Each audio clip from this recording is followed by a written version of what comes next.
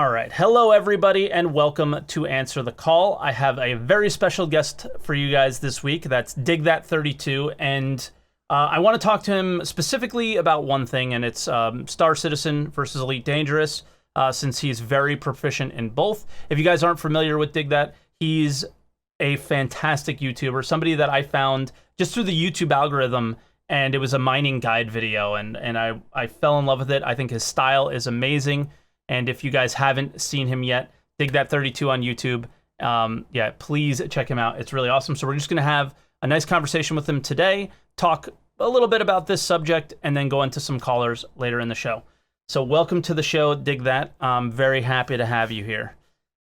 Right on. Appreciate you, man. Happy that you brought me on, man. Yeah, of course. So I guess we'll get started with, I obviously found you through the YouTube algorithm, but I don't know your kind of backstory. How long have you been in the game for, I guess? And I guess start out with your Star Citizen background before anything. Been on Star Citizen. Well, I bought Star Citizen and Elite Dangerous at the same time, which was maybe 3-4 years ago. Okay. And I bought Elite Dangerous just for the VR because I had the set and I needed something solid to play on it. And that was the best thing that you could get on VR. Sure. At the time, probably still one of the best. And then Star Citizen, I just heard a lot about it, wanted to check it out, and ended up going with Elite Dangerous because there wasn't much to do at the time with Star Citizen. Sure. What excited you about Star Citizen to make the initial purchase? Are you just into sci-fi, or how did you find it? I had you because I was a console player before I bought those two games. Okay. And Chris Roberts had made his pitch about the game years ago, and I had seen it. I was like, oh my God, I gotta have it. Yeah. But it wasn't gonna be on console, so years went by, and I was like, well, I got a PC now, gotta get it. But nice. Again, so, like I said, not a whole lot to do at the time. Sure. So you bought a PC for VR and then ended up picking up other games on top. Okay. Cool. Exactly. So you were just excited about the VR thing. What games did you play on console? What were your console go-tos? I was the typical shooter, Call of Duty, Battlefield. Sure. I'm kind of bored with those things now. So this was a great thing to have. Sure, absolutely. Games. So now what about your YouTube career? What got you started in that? And I guess, what started your YouTube channel up? I had always wanted to do something on YouTube. I never knew what. I was in film school, and I will post some film type things that I did, like post-production type work. Never really, pushed the channel because I had no idea what to do. Then I started playing Elite Dangerous, and I would see videos come in, and I was excited by them. I was like, well, I want to do this too. Sure, absolutely. Yeah. And so I gave it a shot. I said, I'm going to make 3 videos. I'm going to drop them. I think I dropped them all at the same time. And I was like, if it works, it works. If it doesn't, I gave it a shot. Okay. And what were those videos, if you don't mind me asking? They were After Dark videos. They were the Sidewinder, the Eagle, and I think, was it the Cobra Mark III? Other one. I don't think it was the Cobra Mark III, but one of those ships. So it was all Elite Dangerous content to start, right? Yeah. Yep. That's what I started at. When did you start making Star Citizen content? What patch were you what brought you in? Because you said at first, I played Elite and then I moved, and then I started playing Star Citizen. What kind of brought you in? What excited you about Star Citizen and bring you into it? Well, they had a free fly event going on. It was during November, which is their when they have the Citizen Con thing, and they're really pushing the brand out. And so I checked it out, and it was very different because I was used to Elite, but this was kind of like going to a car show. So I was like, well, I gotta check that out. Yeah. And then I show up, that Lorville was brand new, and I get there, and it's like this whole city. I'm like, man, this is insane, man. Yeah. So ever since then, hooked. Okay. Are you more playing Star Citizen right now, or are you mostly playing Elite? What kind of games are you into? Pretty much Star Citizen takes my time right now. I want to get back to Elite, but I need some content first. And so I'm excited for Odyssey to be dropping because that brings us to what we've been looking for a long time. Sure. Is Elite legs feet. and elite feet. Yeah, man. And yeah. So what about Elite? I'm not an Elite player. I have it. I've just put a few hours into the game, not very much, maybe like 20 max. And I've done like a little bit of mining, I've done some exploration, but what drew you to it, and what kept you playing it for so long, and then what eventually kind of made you fade away from it?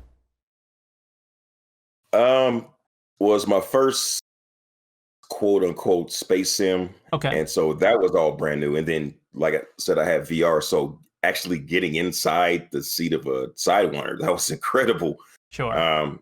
And so I mostly played it in VR, and I stuck around because there was a lot to do at the time. But playing it as much as I did, you get to a point where there's just you've done everything. Yeah, and that's what everybody says. Like, it comes to a point where it just there's nothing left to do. Is what I hear a lot of like veterans say. It's like they've gotten all their reputation, and I know that that's a thing. And then after that, it just kind of leaves you empty, I guess. I don't know. I feel empty inside. Yeah. Yeah, you kind of, I mean, people can find ways to keep themselves entertained in it. Absolutely. Like my man Exegius, he does a lot of background simulation, and a lot of people say that's where the actual game is. But I don't know, it's just kind of repetitive for me. Okay. So Star Citizen, since it had so much other things going on, and they're also developing more, like it's just constant new content coming out. And so, that was, for me, that's the place to be, because I like, to keep filling my appetite. Sure. What's feeding your appetite in Star Citizen these days? Right now I'm trying to find more things to do with the org, because I've never been like a clan guy or org guy. Okay. And like trying to find ways to make these things interesting that's where I'm at right now. It's tough. That's kind of the ticket. We've been doing that too, man. It's tough. It is, man. It's tough. It's tough because like I know I want to play the game often, but it's also, isn't it tough? Do you find it tough to ask people to play with you, essentially? Because it's like it can be punishing at times. Yeah. I mean, the longer you have an org, the more you have the opportunities of people ready to play anyway. But True. Yeah, especially like when I first started it up, it was a bit tough. And when you're trying to make videos and you need specific things done, man, that is like the worst. Yes. Like in film, it's hard to get somebody to read your script. In Star Citizen, it's hard to get people to play with you, and and the game cooperates. That's what I struggle with. Is to have the game cooperate with what you need for that video at that time sometimes.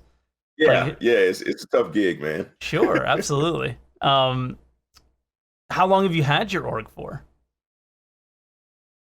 You know what? That's a good question. Because I'm new. I just started mine. Okay. Like, how big is your org right now? I don't even put members in it. I just tag people in Discord with it, and then we play games together, because we could just add each other in Discord, because since there's no org mechanics in the game actively, I think there's like 3 people in the org. It's just me and a couple of guys. But yeah, we've just been doing like mining mostly lately. Those are the cool days, like when your org is small and it's just you and a couple of your buddies. Yeah. Like those are watch when your org gets big and you don't know like who's fighting in there, who's not in there. I haven't had much of that. But I don't know, it's just a different vibe. I do love my org. I got some really cool people, really cool leadership that's really has agencies to do things. They're figuring out that they have the agency to do some things without my input. So, it's really cool, man. But those old days, like it's like the startup in the garage, like Team Apple. That's what it feels like right now. Yeah. We're doing this weird thing where we're like a mining corporation, and I don't do much RP at all, but we're sort of RPing our org as if it's like a company. So we go out and we mine, and all the money gets sent to this account named after the org, which is 30K incorporated. So 30K incoming. It's kind of like a joke. And I wouldn't even play. That's dangerous even saying that, man. True. And so then everybody sends everything we earn mining to that account, and then we pay everybody 30% for like participating, and then we buy people in the org like ships that they don't have in game, so they can participate more and more and more. So you've bought a second Star Citizen account just so it could be like the holding, the cash holding. Well, I bought it, and then like a ship, like an Aurora that I was going to give away on my Twitch channel at some point, I just sent to that account. So I didn't even like technically buy it, but sort of did. And then we made that account the account that acts as your org. So then you build up your org's like fleet, sort of, but instead of the org account having the fleet, because it's so complicated sharing ships with other people, like you can't sell what one or the other, right? So we transfer the money over to the people who need like a prospector or whatever, and hopefully the rock gets sold in game next patch. Okay. So we'll see. That's smart, man. Yeah, that's really smart, and it's been fun. So I think eventually we want to like take the RP even further, like you invest in the company and have stock and stupid stuff like that, but I think that's too complicated for right now. Is this EVE Online? Yeah, that is complicated. Maybe a little bit. I've never played EVE. Did you play EVE? No, well, not really, no. Okay. I mean, I tried it for like 20 minutes and I was like, wow. Yeah, I'm so you mostly came from consoles. Did you ever play any MMOs? Do you have any MMO experience? No. I think I played they had a Final Fantasy MMO for a little while, and yeah, so not really, man. Okay. That's definitely my background. I played this game called Ultima Online since I was a sophomore in high school until like just a few years ago, and I'm 35. Wow. Yeah. You have okay. Chris Roberts worked on that game. A lot of people in the Austin office worked on that game many, many years ago, and I've basically been waiting for the next version of that. And this is like as close as it can be for me. That's what's up, and man. I played like Wing Commander and all those things that Chris made when I was younger. But yeah, I'm sort of like the opposite of you as far as game backgrounds, where I never played shooters ever. Okay, and so how much are you into the shooters now, or within Star Citizen? I try to be more. Like I try to play Star Marine, and my Twitch chat just like makes fun of me. And I do enjoy Star Marine, though. I actually do. It's weird. Since you have a bit of an FPS background, obviously Star Marine needs work. But at its base, what do you think about it? And what do you think about like the upcoming Theaters of War? Well, Star Marine, I haven't played a ton of, because it's a different beast when you're doing first-person shooting on PC. Because true. Console, everybody's got a controller. PC, yeah. I'm at a huge disadvantage, man. So true. I'm trying to work my way back up, like where I'm using the left hand on my controller with the left stick, and then my right hand's on the mouse, which makes it a better. Whoa! I think it's a good medium. I don't think my brain can handle that. I think my head would explode. Man. Really? Okay. Yeah. Is that your main? Is that your main go-to as far as controllers? You're still using the console controller to play, or do you mouse and keyboard, or do you use like HOTAS? To walk around, I use the controller. Cool. When a combat controller and mouse combo, flying HOTAS. So you got it all. Do you have any room on your desk? You don't eat at your desk. No. There's no way. It's tough, man. I got to eat my lap. That's cool. That's cool. So you got every option pretty much. The controller mouse combo. Me, Twitch chat, I'm so interested by this. Tell me more. So in your left hand, you just have your left hand and you're using the left thumbstick to move around, because that's just, it's natural, and then you're using the mouse to aim. Well, yeah, I'm using the mouse to aim. The aim down sights is on the left trigger on the controller. And then like I've got a mouse with some buttons, so I got the jump, duck, that kind of thing. The things that you need that are on the mouse buttons. Oh, that's true, because you don't have the ability to move your fingers around the keyboard for all those extra buttons. Yeah. So how do you heal? I would have. I only know how to heal with the C button. Okay, so you move over then. Wow, that's interesting. I think you'll like if you ever play it consistently, you would probably have to find a place on the mouse, I guess, for heal. Heal is my, I guess, mouse button 4, one of the side buttons. That's what I use. Okay. But so it's like one of your go-tos where it's like really ready to go? It's right there, yeah. Because I actually played Star Marine every day, I think, for a month, like during the height of the pandemic. Because that's when I was expecting Theaters of War to maybe drop. And I was like, wow, I'm so bad at FPS games. This is the only one that I'm going to play. So even though it's like not really a great game right now, I need to learn how to play it in this one. So I played it every day for a month. And the amount of healing you have to do is insane. Every fight, you got to heal. And you only have two med pens. So you got to go find the med pen thing and have it disperse. But then you click F like 500 times, nothing happens. And then you get killed. And it's just like, oh, man. It's so you're weird, pretty good now.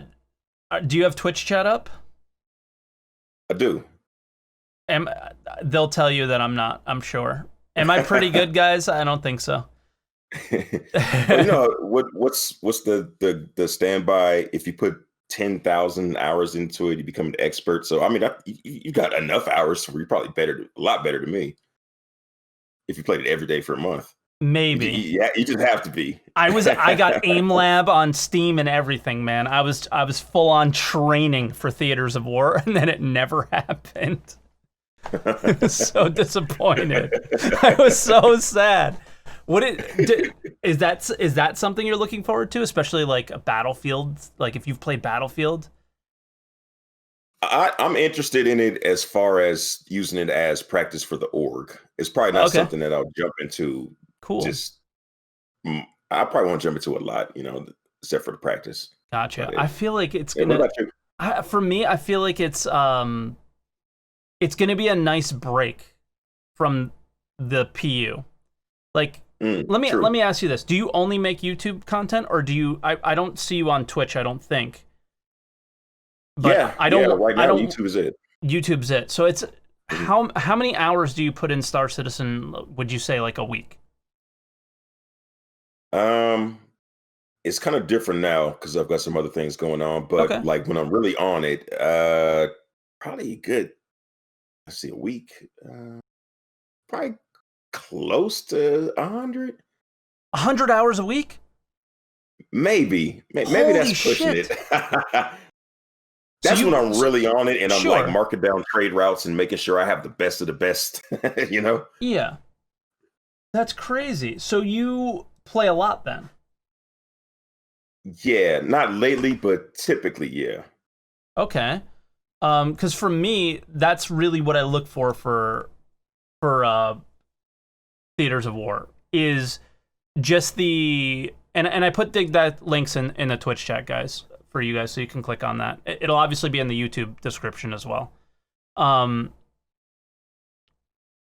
For me, I don't know what it is, but I've been playing Star Citizen since I think my account goes back to 2013, and like the hangar days and everything, and I do tend to just get bored after a while, and I think it's because I don't play with others that much.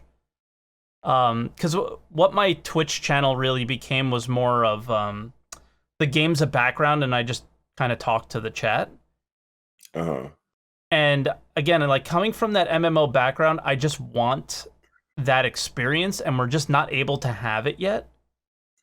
So I tend to get bored, and I think Theaters of War would be this like super nice breakup where like you play the game for a little while in the PU, do some mining, trading, a couple missions, whatever, and then you go and jump into Theaters of War with some friends, and then maybe you jump back, and it just breaks up the monotony of Star Citizen and what it like it is currently. That's what I'm looking forward for that being. Because even for me, that's what like Star Marine was. It was just like a nice little breakup, and it was I haven't had that much fun trying to get better at something in a long time, and it was definitely a challenge. It's just there's not that many people playing it, so it's tough. Dig that. Yeah. The playing with people is a thing that I think a lot of people are missing right now because it's fun to play by yourself, but when you got somebody to kick it with and do things with, that kind of brings out the rest of it. It's like adding salt to your fries, man. It really makes it a lot better, man. I agree. Like, what do you do? Like, what's a regular session with your friends look like? Most of it is us trying to get in the same place. Yeah. That's usually the thing with that, man. And maybe hopefully we get something done about that in the future. But yeah, it's gearing up and getting together. But after that, it could be anything. Like last night we had an event that kind of ran off the rails a little bit, and we ended up just kind of, I hate to say it, man, and I made a video about this, but you're kind of trolling people a little bit. Oh, the pirate video. The pirate video. Yep. Yeah. That's where that ended up. Okay. Yeah, I mean, I don't see anything wrong with it, and I really like your perspective on it. Is you just took a really balanced view at what like a griefer is, what a pirate is, and I actually wanted to bring that up, so I'm kind of glad you did. The one person that you labeled as a griefer that is like somebody who just is out there to kill, but there's no real gain for them.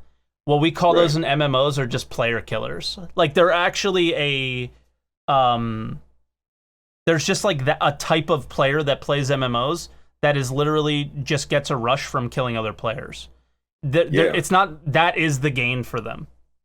And there's nothing, like in my opinion, there's nothing wrong with that. I was never really one of those players. I was usually the prey in a lot of cases, but I just never thought that there was anything wrong with those, and I think the Star Citizen community has a hard time dealing with that right now. And I thought you took a really balanced view at all those subjects, and I just, I appreciate it. But if you wanted to like add any more to it or continue the conversation at all here, feel free. I don't know what you want to add to what I said. It's kind of a touchy subject. Like it's hard to get people to agree exactly the way you think of it. Of course. That I think of it, that, it's just one of those weird things because everybody has their own definition. But for me, it's like if you're deriving joy, your whole, like you just said, the game for them is killing people. And then when they get off on your grief, and that makes them have a great time, that's a griefer. The crazy thing. We're kind of doing it, so. Yeah, sure. And I'm sure it was like sort of fun, right? But like the crazy thing is I did end up at like towards the end of my Ultima Online career playing with a lot of those type of players, and it was because it was the only PvP you can get, and that's pretty similar to what Star Citizen is right now. It's just because of the way everything's set up, it doesn't really funnel you into any natural PvP anymore since Jumptown, right? But the thing about them is they don't get a rush off of your grief. It's a rush off of the fight and the outwitting and outplaying the opponent in a lot of cases. That's like combat in general, like because it's playing chess with each other. Exactly. So they're still just playing chess, but I think some people, there's obviously some people that will kill you and then talk shit in Gen Chat. That's an asshole. Right? Like that's a person I'm not like going to defend whatsoever. But like the people who kill you and that's the rush that they get out of the game, I'm totally cool with that, Well, so like one of the examples I had in the video. Go ahead. Go ahead. No, go ahead. So one of the examples I had in the video is like people show up at a trading outpost within what's the thing that looks like the stealth fighter, the anvil with the torpedoes? Oh, the Eclipse. Eclipse, yeah. People will show up and hang out on the perimeter and they won't shoot you when you come in. They'll wait till you get some cargo and blow up your ship. Come on, that we is all a know dick. what that is. That's a dick. Yeah. Oh, it's the wrong scene. Hold on. Yeah, that's a dick. I put that video up now of you using the Eclipse a little bit. Oh yeah, there he goes. Yeah, that's a dick. Because the whole thing is, and I love your take on it. Like, I totally appreciate pirates, and it seemed like you did too. Like, even though I plan on not playing that style whatsoever, is the idea of attempting to, I don't know, hold somebody up for ransom, things like that. Like, those are all things that you mentioned in that video, and it's yeah, I think it's just a valid and viable career, and I think. Do you think pirates are essential to the game, and Absolutely, man. like the casual player's experience? Yeah, I mean, it's always going to be rough for the new guys, but Sure. like I got a video about how to deal with that kind of stuff. Mm-hmm. But yeah, it's like a movie. If nobody's raising the stakes, then nothing's at stake, and it's not, there's no reward for barely making it in to drop off that load or accomplishing your goal. Sure. Gotta Absolutely. have pirates, man. Yeah, I just love your perspective. I think it's really good on it. So the one thing I wanted to talk to you next about is like your style of YouTube video. Were you inspired by anyone, anything to make videos the way you do? Like, if anybody's never watched your videos, how I would describe them is they're very guide-like. Well, I guess you do different series, so you could talk about your different types of series, but they're very guide-centric, but then you tell this narrative while you're providing players with this kind of... Guides can tend to be very dry, like go here, do this, do that, and you take this total spin on it, and that makes it super interesting and so easy to engage with. And I'm just curious, like, were you inspired by anyone to make this happen, and where did this idea come from? Because I just think it's amazing. I've wanted to have you on the show forever. I was just too nervous to reach out and message you because I didn't know you. So yeah, I'm a new guy, man. I'm a noob in the YouTube game, man. You can always hit me up, man. All right, yeah, but I did, when I don't know people, I'm much more shy. So it took me a while to get in, and then you popped into my Twitch channel one day, and I was like, that was the end. I was like, sweet, he's here, he knows me, so then we have some sort of like middle ground now, and now I can message you. But yeah, what inspired you? I'm sorry. I'll be honest, man. I kind of make I can't say like, how there's these inventors who have these moments of inspiration that they can pin down and say, this was the moment. Yeah. I don't know if I really have that. Like, I come from a film background, and I've always wanted to make really cool music videos. Okay. But where I live, like, man, the music scene is kind of whack. So this is my bad impression at a good music video when I make my videos. Interesting. Because I could see that now that you mention it. That's so interesting. But yeah, I mean, I just the way your storytelling and your narrative, I think it's such a smooth way of making really dry type of content, right? Like, guides are really, they can just be really boring. And most people will come to your video and get what they need and just go. And I find myself watching your videos all the way through every time. I appreciate that. Yeah. I make the videos in the ways that I would like to receive the information, because, I'm not like a good student where I can sit down and listen to information and absorb it, and that's a wrap. True. I got to have it a certain way, and so I deliver it the way I think I would learn from a video. Okay. Yeah, that's cool. That's cool. Now, what about like your different series? Do you want to describe, take a moment and kind of describe what you do and on your YouTube channel and the type of content that you make? Feel free. So the After Dark series, which is what I really need to get back to and start pumping those out again. It's making ships sexy. It's not how there's a lot of YouTubers that have ship ship breakdowns and guides. Sure. This is like me being the hype man for a ship. I'll take a ship that I'm really interested in and I'll make it sexy. That's why it's After Dark. So, okay. Yeah. So I got that series, and let's see, the man, what's it called? The Stories from the Verse. That's just my experiences in Star Citizen, and like the last one, I think it was the last one I made, is where I just met some random people and had the best time of my life, and I just want to relay those to I guess I'm being the hype man for Star Citizen, my experience of Star Citizen. Yeah. I guess a lot of things I'm doing is kind of being a hype man, other than the money making guides, because I'm all about money. And if I can help other people make some money too, I mean, that's the struggle in these games, because money gives you the options to do what you want to do. Exactly. So here's how to get there. Yeah. That's pretty much it. Is that the route you think you're gonna play mostly in SC? Is like the economy gameplay, cargo hauling, trading, that kind of stuff, or are the things that you're excited for most like maybe not really here yet, like salvage or exploration or something?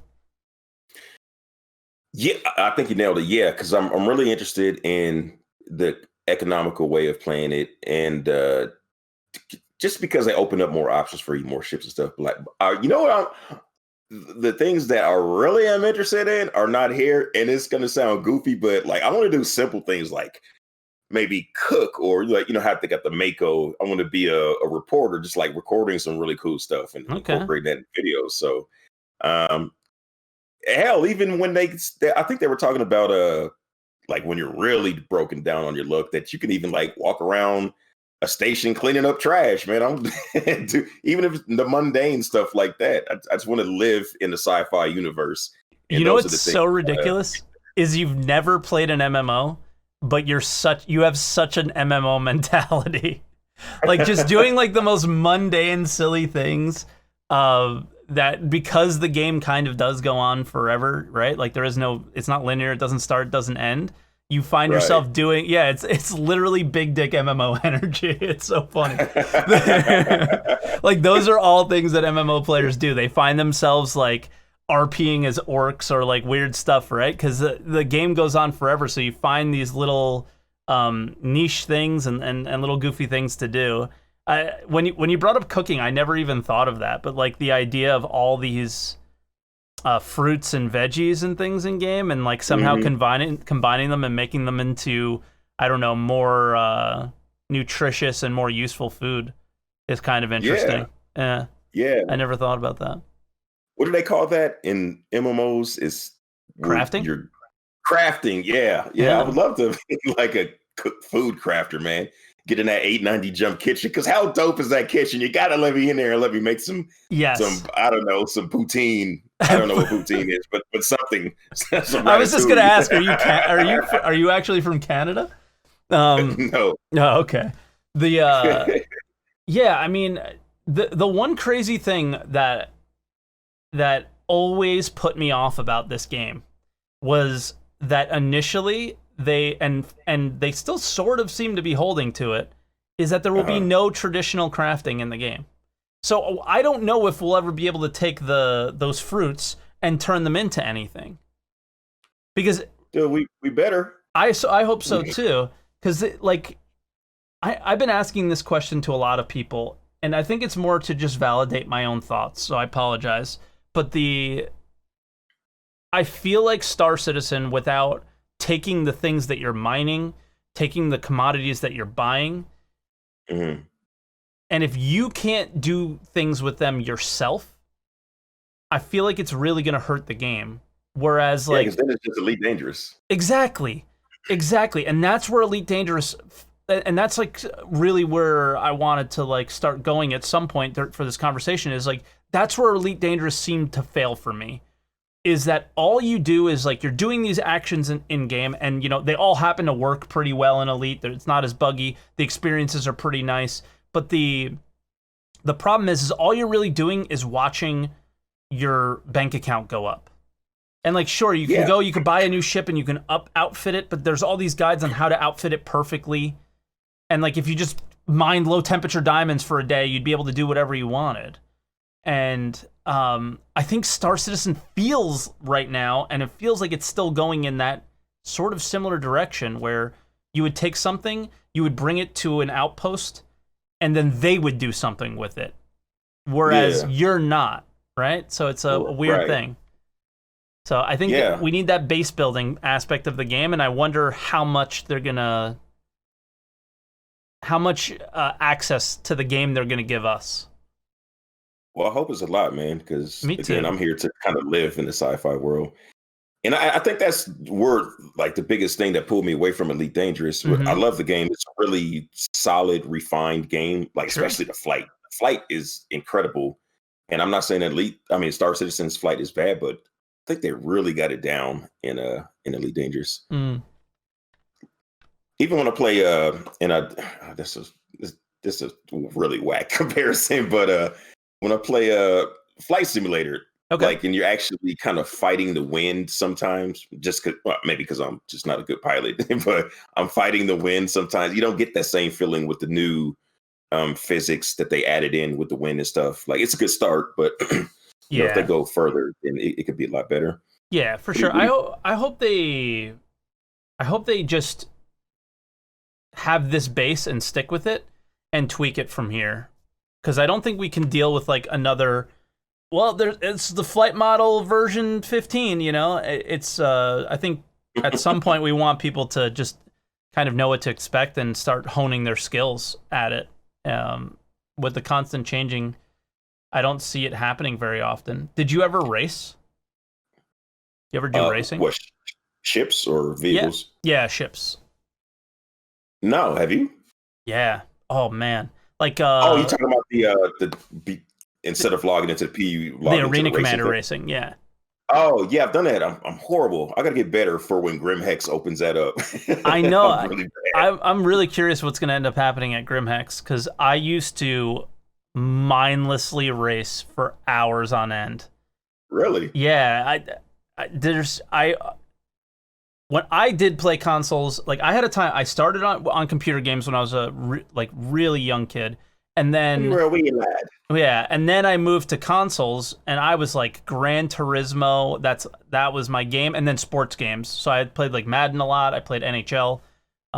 Those were my two, and I guess MLB. I played baseball and hockey in college, but I loved Madden. I thought was like the best game. And they free the NFL license so 2K can make football games again. Yes, like competition, please. For these games, right? Like those were the days when there was competition in sports games, because like EA just has not made innovation in any of their games for years, and it's so sad. They don't have to. Yeah, exactly. They don't have to. Everyone's just gonna buy the next thing so they can get the next roster. So sad.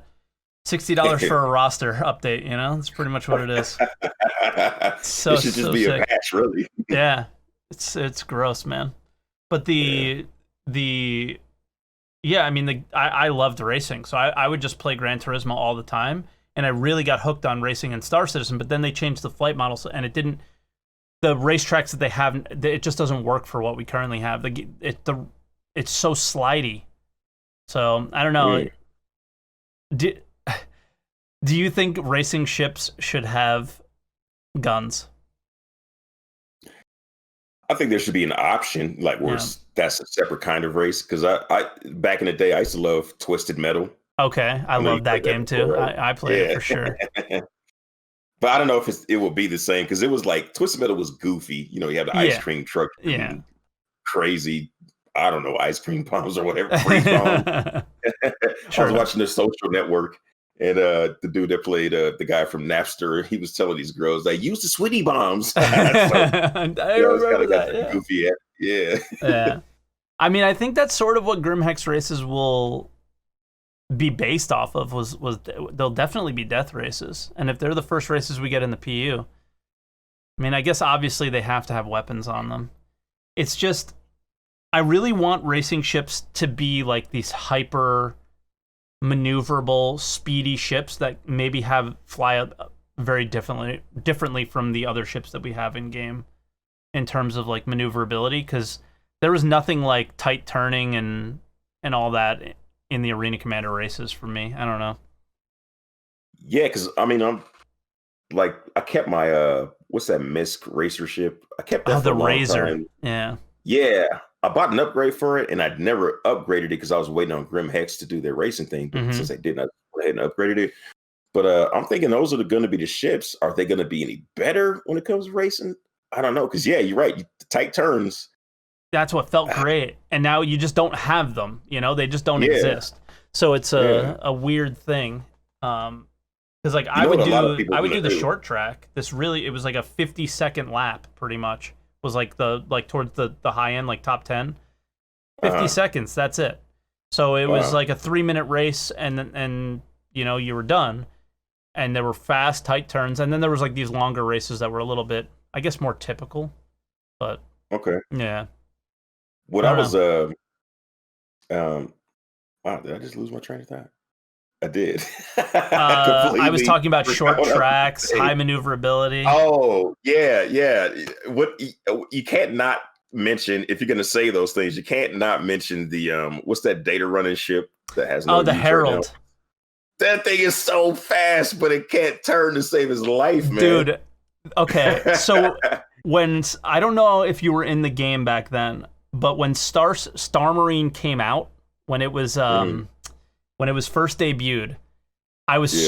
super lucky because somebody else backed out, so they asked me. They asked me to come to the LA studio and help debut it. Oh, And nice, man. we debuted not just Star Marine, but we debuted that ship as well, and we had to race in it on the short track with the tight turns. Nice. And it was the most difficult thing I've ever done in my entire life. And in like practice beforehand, oh my god, it was such a mess. It took us so long to figure it out, and I just didn't boost. I just went as slow as I could, and that's how I was beating them because everybody was just blowing up nonstop. That's typically when you go into a new race and there's not like the veterans, you just Yeah. try not to blow up and wait Ex- for everybody to blow up. That's yeah. that's the whole strategy right there. I want to see drag racing with the ship like that. We're like, they're obviously going to let us tweak things at some point. And I would love to see Yes, just straight drag races for pinks or something. that would be. Yeah, I would love to go a little bit further. Go what's that racing movie? Or not racing movie. The Vin Diesel Oh, car too series. Fast and the Furious. Yeah, let's swap pink slips, man. Yeah. You never had your car, dig that. You never had a chance. You thought you did. That would be, man. Oh boy, I would do it, and I'd be sweating, and that's what would make it so good. Because I'd be like, "Oh God, I don't want to lose my ship." True. Oh, Somebody in the chat mentioned GTA 5 horse racing. Dude, can we put a saddle on some of these creatures coming in? wait, is that a real thing? Yeah, they got the little side horse. It looks really It's jank, just but yeah. basic. It's yeah, you don't Okay. get on the horse. You're just watching. Oh, okay.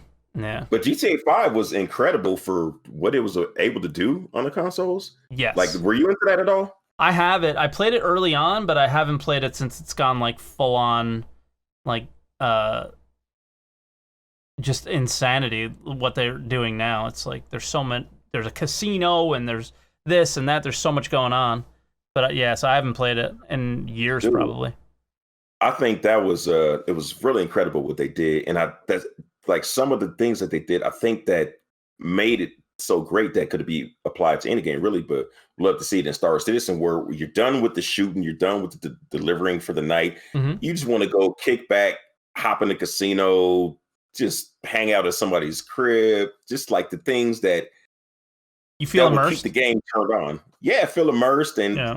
again, like living that sci-fi life. What? And I think they nailed it for if as far as GTA, go sit on your yacht. I would love to see the same things in Star Citizen. Yeah, because sometimes you just want to relax and hang out. It's not, Yeah, and Star Citizen I think will be the same way, where it's just it can't be full on go all the time. I mean, just the way it's right. designed, like you're in quantum travel for minutes at a time sometimes, right? So there's got to be some sit back, relax time. That's why I say we should be able to, once we get food that we eat with forks and knives, that we should, instead of one bite or a couple bites like the Hmm. sandwiches and the MRE rations are, like be able to sit down and have a meal with your boys Yeah. at the table while you QT into the next spot. I want there to be poker. I played it like semi-professionally for quite some time, and I deal poker now, and I have for 13 years. Oh, really? I would love to get rich off of all you dummies.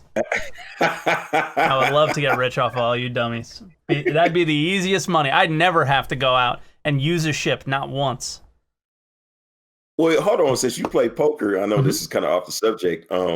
I don't know if you know Commander Exegius. He's a big Elite Dangerous YouTuber. No. He hosts poker, tabletop simulator on Steam. Yeah. He does poker, and he wants to get some money together. If you want to come, man, I'm reckless, but I want to see if I can take you down, man. Maybe, yeah.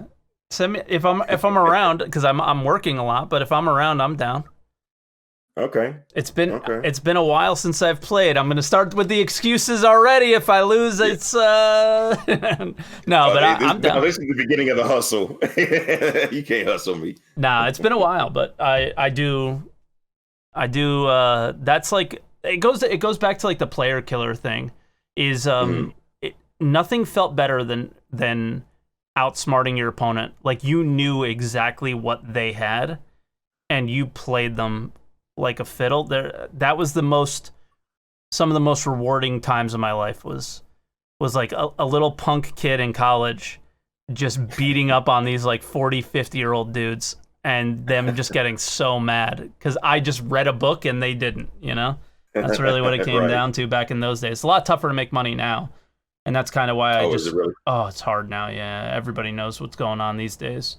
And that's kind of why I gave up on it, is just playing poker in a casino. When it was online, I played it a lot, but playing poker in a casino, it's just a dirty, gringy place and dirty, gringy people, So it's just hard to, when you work in it for 40 hours a week and then that's where you have your fun time, it's kind of tough.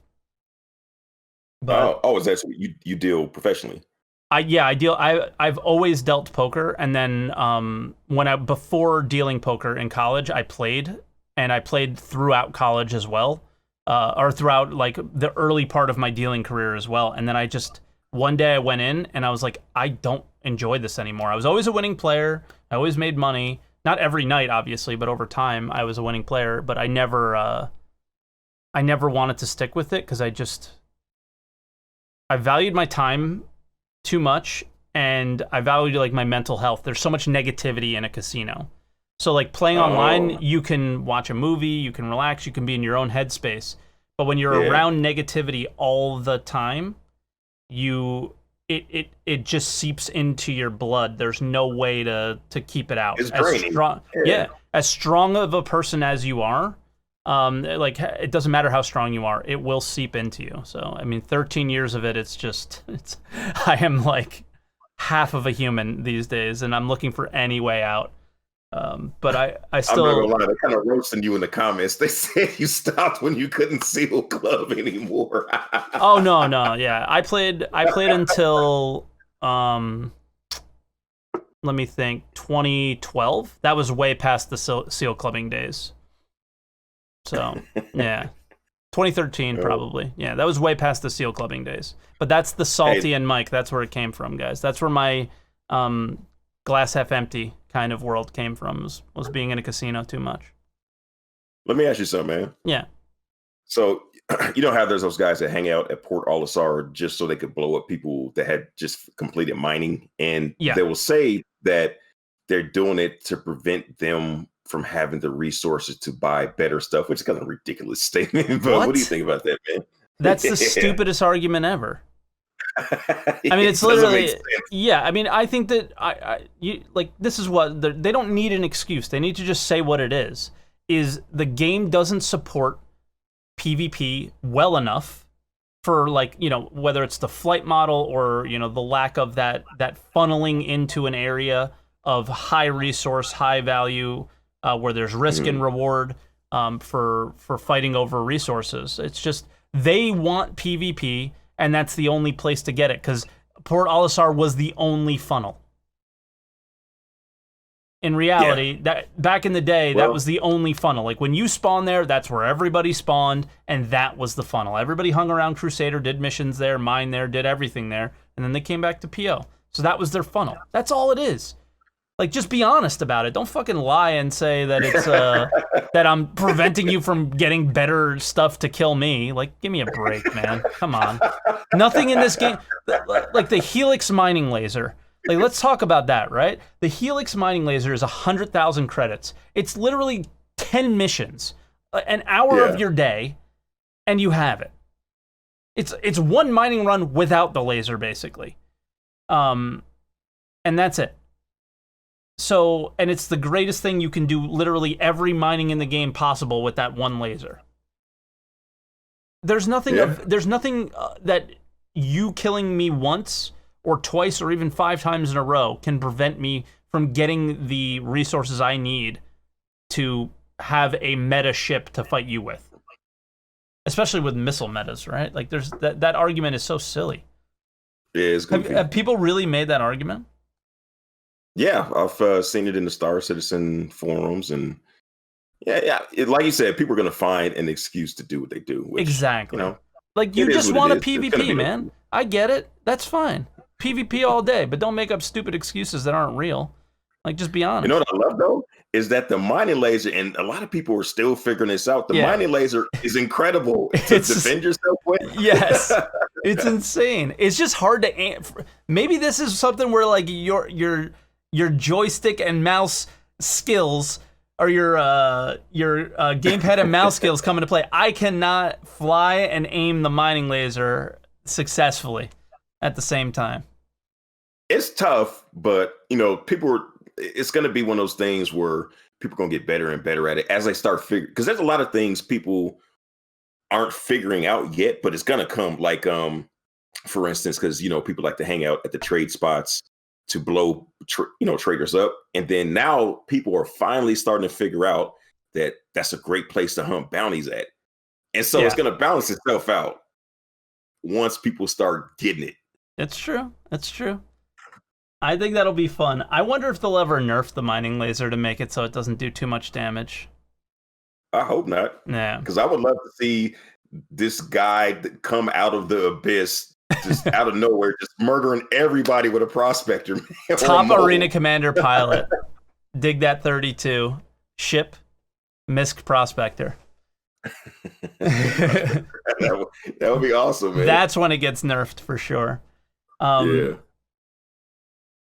All right, so Twitch chat's giving me a hard time now because we have this topic down below, but we've just been having a nice little conversation that I was enjoying, and it seemed like you were as well. But just to appease Twitch chat, let's start getting on the Star Citizen versus Elite Dangerous thing. And like that was the thing that I think. If there's what I like to do is when I don't know something, I like to bring on people that I consider experts in the subject. And for somebody like you who's got a lot of hours in Elite, a lot of hours in Star Citizen, is Odyssey gonna kill Star Citizen, man? Definitely no for the short term. Yeah. Because they're not gonna have what everybody's really wanted. The biggest thing that everybody want, which is walking around your ship. Yeah. Right? And who cares about an empty moon? Yeah, I mean, hopefully they become less empty, just like Star Citizen. One day these planets and moons are going to have more to do. But I think if they continue on ramping it up, then it's never going to be equitable. Just because Star Citizen that's been their whole focus from jump. Frontier, they're just catching up with these things. But they've done such a great job with the ships that I think they kind of wrote that out successfully. But now they're jumping into this other arena. They're not thinking of all the things that Star Citizen is doing. But with that said, I'm looking forward to it. And a lot of people are. Is it going to kill it? No. Is it going to be nice to finally have it? Absolutely. Sure, yeah. I mean, I don't think anything can really kill Star Citizen because Star Citizen, a lot of it, I mean, I don't know if you share the same feelings as I do, but a lot of it is in our head. A lot of it is what we're going to be able to do. You can't kill the hype for something that is, oh man, this sounds so negative, but I don't mean it negatively at all. It's fantasy, right? Where, how do you kill Star Citizen when you get into your spaceship, you walk around it, like you said, like I'd like to get in that kitchen and things like that. Like all those things that excite us about the game are all the things that we hope to be able to do one day. Where Elite is such a playable experience, I feel like it's a different thing. Like I don't think any game can kill Star Citizen because Star Citizen will always be the dream. Yeah. like Warp said in Twitch chat. Yeah, I don't know, really like if is. you look at it the same way. Yeah, pretty much. I mean, we've all got these things in our head of what we want to do. We've seen what CIG, I call them Siggy Sig Sig, what they said they were going to be able to do, Yeah, and it's it's almost funner to dream about things than actually experience them. for sure. And will they live up to our dreams? I don't know. We'll see, but at least we'll have them. But Elite Dangerous, I would never count them out, man, because Yeah, I was actually really shocked when they actually said, "Okay, here we are. We're gonna have space legs." It's yep, not, what exactly we wanted, but it's a start. If they continue to execute, oh man, it's gonna get a good chunk of that 100 hours. sure. Maybe 100 hours. There's no way I'm playing 100 hours. No Let me way. hear it. Somebody said it was like 14 hours a day for you to be able to be that's 100 impossible. hours. I play a lot, but not 100 hours. Yeah. The thing, like the thing about Elite for me, when I played it, I was kind of blown away at it was fun. It felt good. It just was missing what Star Citizen has. Is for me, it's like the ability to get out and walk around your ship and to feel in the world. Where with Elite, I felt like I was a ship flying around instead of a character. Yeah. And I think this Yeah, might that's really the help thing. Elite. You might really That's feel like your character. That's perfect. That's like your Lieutenant Barclay when he made Mhm. himself part of the ship. You're the ship. You're just the Which ship. yeah. But Which a lot did of it space so games good though. You said you played it for a few hours. Was that literally a few hours, or I how much probably did you have play like it? 20. Like I think I played for like 10 hours back when Horizons when it first dropped. I played it for a very short time and put it down and went back to SC. And then when Horizons dropped, I played that for maybe 10 hours. I think it was like 2 or 3 streams.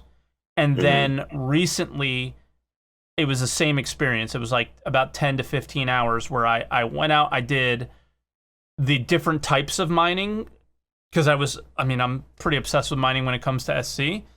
And then I did exploration. We went out and explored a bunch of different systems and went through that whole mechanic and had people that were more experienced in it kind of show me along. And Were you exploring the bubble, or did you actually go outside of the bubble into the black? I think we were in the black, but I never found a system that wasn't already surveyed. Okay.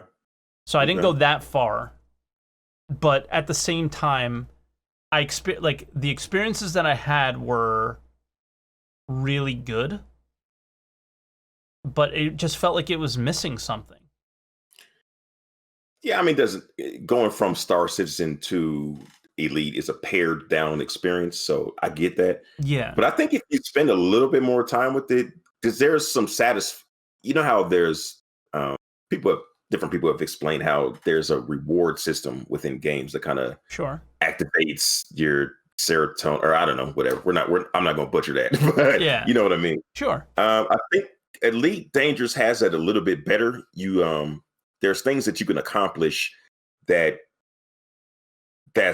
I don't know. You can see that you accomplished something. Star Citizen doesn't have that except for making money.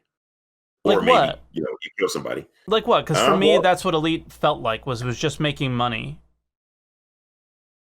I mean, it mostly is, but when you're exploring and you do find those systems, because I think we've maybe discovered 3% or 4% of the systems in the Milky Way. And once you do find those planets and you discover them, you're the first one to discover them. You're the first one to actually have your name on there, where anybody that goes to that system, they'll see your name. You put your mark in the game. Yeah. Yeah. You actually have something that you could later on say, look, I did this. Star Citizen, I don't know what they have planned as far as that kind of thing, but I mean, it's pretty satisfying. The one thing that they mentioned was that jump points will be like unstable.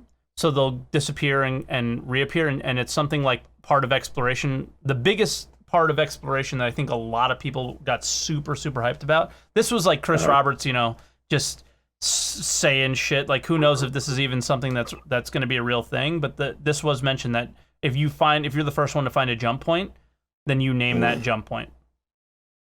Oh, okay. So it's a similar thing. I'm assuming it'll be named after you, or because then if you could just name it whatever you want, it's gonna be Jumpy McJumper Point or something. It's just gonna be stupid shit. Yeah, it really will. DigBut420, exactly. All that. Yeah. So to prevent that, maybe it's far and few in between, though. Don't you think there's going to be a very limited amount of jump points since we're like at 100 systems? So how many?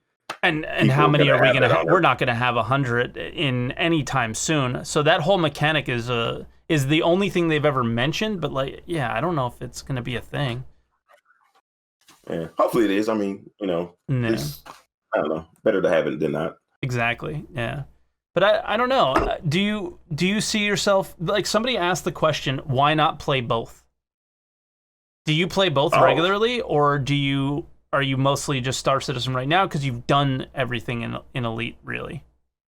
Right now, because I've just exhausted it. I've done everything. I've kind of burned through the content, and so I don't play both right now. But I am an advocate for playing both instead of dividing yourselves into these camps of Star Citizen or Elite Dangerous. And because what's the point? I don't have stock in any of these companies, so it doesn't matter if you like one game or another. Yeah, and I find myself I don't find myself in any one camp, but I find myself fighting against anybody who comes in here and says Elite Dangerous is better than Star Citizen. I'll immediately fight them just because they're in a camp at all. Occasionally I do find myself fighting that fight, and I wouldn't call it the good fight. It's just because they have an agenda, and it's like I'm more upset at the agenda than the game, because the game I like both of them, but don't be coming in here trying to rile me up, but then they do it perfectly and rile me up. Sure. Let me ask you something before we get, and by the way, if anybody wants to join in and come in on Discord with us and be a part of Answer the Call, be a caller on the show, you can just type !Discord, join in and ask Dig That, or I guess myself, anything that you guys want. So we'll probably cut it off here pretty soon. So if you guys want to pop in and be a part, just pop into the green room. You're looking for the Answer the Call podcast category in our Discord, okay? Damn, I did just lose my train of thought. We were both games. Oh no. Do you remember the last thing you said? Talking about people with agendas. Dang, I totally forgot where I was going. Oh, I'm so disappointed. How about this? This was something I wanted to ask you earlier. What's the next thing that you want to see Star Citizen do for you and the type of things you enjoy doing in the game? What if you were Chris Roberts and, let's take all the general game development needs, this priority, that, and all that extra stuff. If you were Chris Roberts and you can make something happen and make something a priority, what would it be in Star Citizen today? Ooh. If I was Chris Roberts and I had a magic wand, yes. the next thing that you would want to come in the game, because obviously, there might be prerequisites that couldn't make that happen. All right, so I would have to go for if I could just selfishly get anything I want. The ability to stream, say something's going on in, I don't know, Daymar, and somebody's out there with a Mako, and you can record it. And I'm elsewhere sitting on my 300i with the bed, the screen, the monitor at the foot of my bed. I'm gonna be able to watch that while I'm jumping somewhere. Okay. So yeah, the picture in picture almost. Yeah, which also will bring alive the which we really need is the landing, where we can see outside the ship to help us land. Yes. the one thing, if you want to have the argument, if you come in this Twitch channel or make a YouTube comment on any of ours and say, Elite Dangerous' landing is better than Star Citizen, none of us are going to argue with you. None of us are going to argue with you. It's so much better. Yeah, just being able to see around you while not having to go into third person. I hate being in third person. What's so great about SC is the immersion factor of it, and it just takes you right out of it every time you hit F4. It sucks. Yeah, it does. It does. I remember what I was going to ask you. So you mostly make YouTube content, or you only make YouTube content. Why not stream on Twitch? I'm mostly telling Twitch streamers that they need to make YouTube videos, but I'm curious why not stream on Twitch?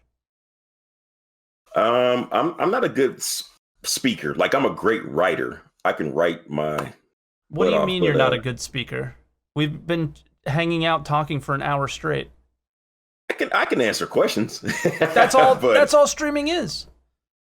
It's literally just sit here and responding to one message or two. Slowly but surely, it gets to be more and more. And sometimes they spam weird things, but other than that, it's pretty simple, I think. But I've been doing it forever. I think because come on, you work at a casino. You're used to just talking and keeping things interesting. I don't know. I live more in my head. I want to start streaming. That's one of my Patreon goals, which I'm really late on delivering. But yeah. Oh, but that's why so I hit something. If any of your patrons are listening, I'm trying for you. Okay, I'm trying. I just think you would be a great streamer. I think it would be really nice. And let me put it this way: if anything, it is the best way to engage with. I don't know. I don't like calling them fans. It seems weird to me because I'm not like I don't feel like an athlete with a arena full of people clapping for me or anything. So fans is such a weird idea of saying that word. But it's such a good way to engage with your YouTube audience because YouTube just doesn't have a good platform for that engagement. Right, and sitting here in Twitch chat, there's a lot of names that are passing by right now, and I feel like I know some of them because of their personality gets to show through, and I think it's a really cool thing. It is very cool, man. Yeah. Like, it's probably one of the most there's these things that come every once in a while throughout the years. Like you had YouTube, that was incredible when it came out. YouTube, then it got Twitch. That has just been a game changer, man, and changed a lot of lives, really. And but yeah, I think to me, you're a rock star, man. I would rather stand in front of a stadium full of people and talk. I could sit on stage and do that. Really? But streaming, I don't know, man. Just I'm gonna try it because you gotta face your fears, but I'm gonna try it. Do you feel like you're a YouTuber, you don't use a cam, right? That's like a standard thing there. Do you feel like you need a camera to be on Twitch? I think it helps. It absolutely helps. I don't think it helps. I know it helps. I think it depends. Right. What? How good you look? No, I'm just kidding. No, not at all. I think it just depends on the person, the situation. Like, if there's a lot of I would say some of the top streamers don't use a cam, right? There's like a guy named Lyric, and there's other people that I watch that have never used a camera, and a lot of their content is very, I feel like it would suit what you do a little bit, is like more narrative, more kind of story, and I think you don't need a camera. That's one thing I'll tell you, is there's plenty of people that have been quote unquote successful on Twitch and they don't use it, and their personality comes out through how they speak, what they say. And I'll tell you this, is when I watch your YouTube videos, I don't feel like I need to ever see what you look like, because I think your personality comes out perfectly well with how you articulate everything. I don't know, Mick. I think it's psychological, because when you can see a person and you actually like what the person's talking about, you connect with them way more easily than just some dude talking. Sure. I mean, for me, like you said Lyric, and somebody said it. As soon as you said Lyric, somebody at stream said it at the exact same time. Yeah, I mean, he is like, people say like he's the exception to the rule, but he is very far from the exception to the rule these days. Is for a while, like, he was the only guy on top that didn't use a cam, but now there's plenty of people that are on the top of their like Twitch directories, like, I don't know, Escape from Tarkov or whatever was one of the guys that I mentioned, and they never use a camera. I mean, it's worth checking out. I'll definitely try it. Again, it's just a really good way to engage with people. It's cool. Can I rewind a little bit? Sure. You asked me if I was CR, big Chief CR with the magic wand. What would you put in the game? I would make. This is something. 2 weeks ago, I had Saurus on the show, and this is something that we both talked about, and it was his idea initially, but it just I can't not grasp onto this. Is I would make things have more value, right? The thing that I would do is I would create 2 or 3 ships that you can only earn through buying in-game currency. There would be many I would make, because I sort of know that this is like a limitation, is that I would allow missions to give items, not just money. So you have to play the game to earn things. You literally have to play the game. Now if you want to get XYZ thing, you have to play. You don't just buy it on the website, right? Like, I feel like the game is played on the website still, instead of being played in the game. And I want to do anything in my power to prioritize taking the gameplay away from the website and being brought into the game. And for me, I think the next step is giving value to the items in the game. And by doing that is making them not purchasable on the website and only earnable by playing. And I know that like some FPS weapons are like that, but those are so cheap. So things like ship weapons, components, ships in general, paint skins, that kind of thing. Because I don't think Star Citizen is bad. I think they just prioritized in a super weird way. So we just don't have the things to make the game good, but we have the world is there. It's just a matter of them prioritizing the things that make the game a video game. Because right now it's like this place that you hang out in, and you can do a few things, but there's no purpose in doing them really. Like, that's interesting. Yeah, like somebody mentioned as well. This is something I've been mentioning a lot, but Acid said it in chat, is being able to loot another player or another ship. Right? Yeah, that really takes it into the MMO space. Yeah. Yeah. That's where I would go. Yeah, that's really got me thinking. That's almost worthy of a video. It depresses me that it's not that it hasn't been prioritized yet.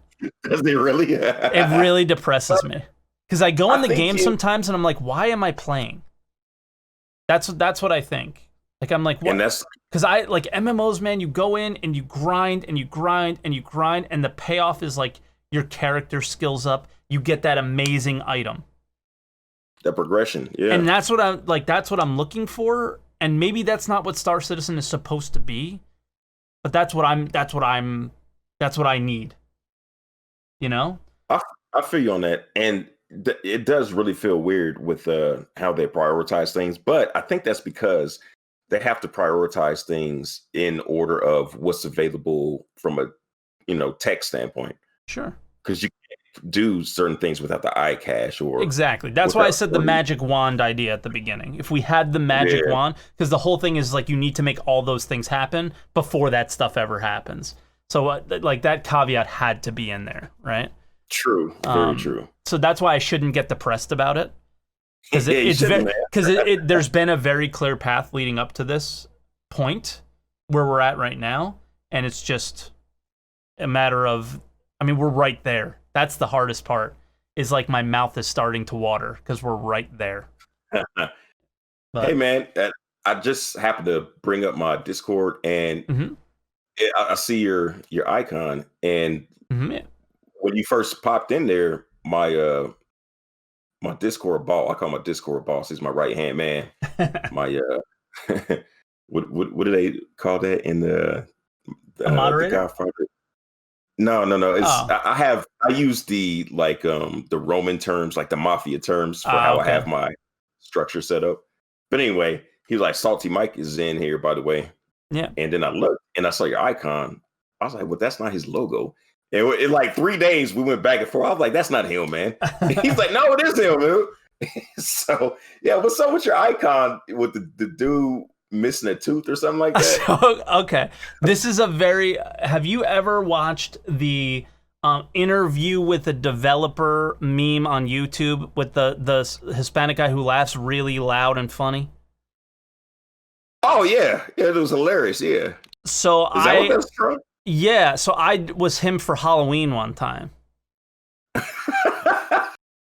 And now he's even bigger, where he's like the most popular emote on Twitch. That dude. Really? Yeah, they're all spamming it in chat. So whenever you fail and you screw up, they just laugh at you, and that's how they laugh at you.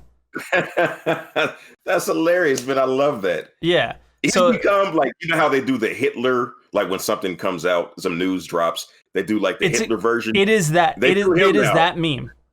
There's one for Star Citizen that I was a big part of helping with that. It's not on my channel, but there's one for Star Citizen that I was a part of.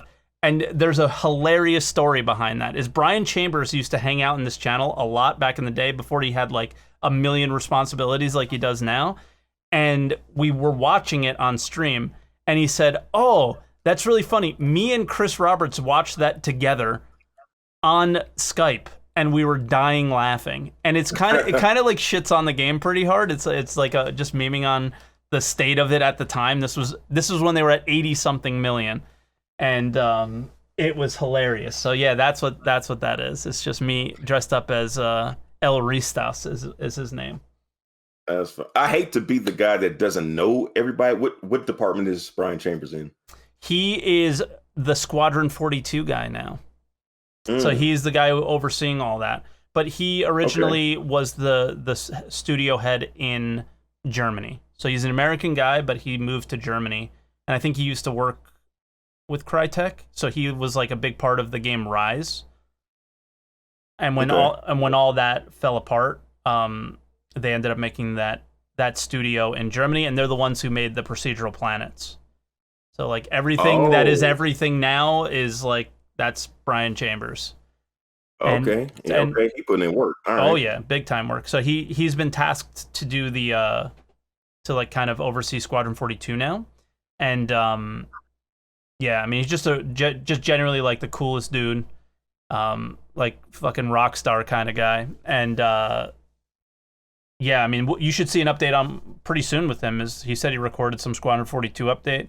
So that whole meme of where's the Squadron 42 update thing, it sounds like that's coming pretty soon. We'll see. Okay.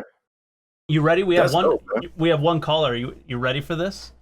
Absolutely. All right. So let's bring in Tonkasu and see what he has to ask. Hey Tonkasu, you're on with me and DigThat. Can you hear us?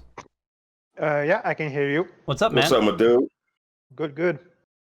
So what do you want to ask or say, or welcome? Just give me 1 second. I have to shut off the volume from the... Oh, yeah, no problem. Otherwise, I have an echo. It's a little weird.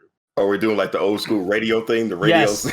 Yes, dude. There we go. That's what inspired this whole show, by the way, was I was listening to sports radio in the car, and I was like, I think we could totally do something like that for SC.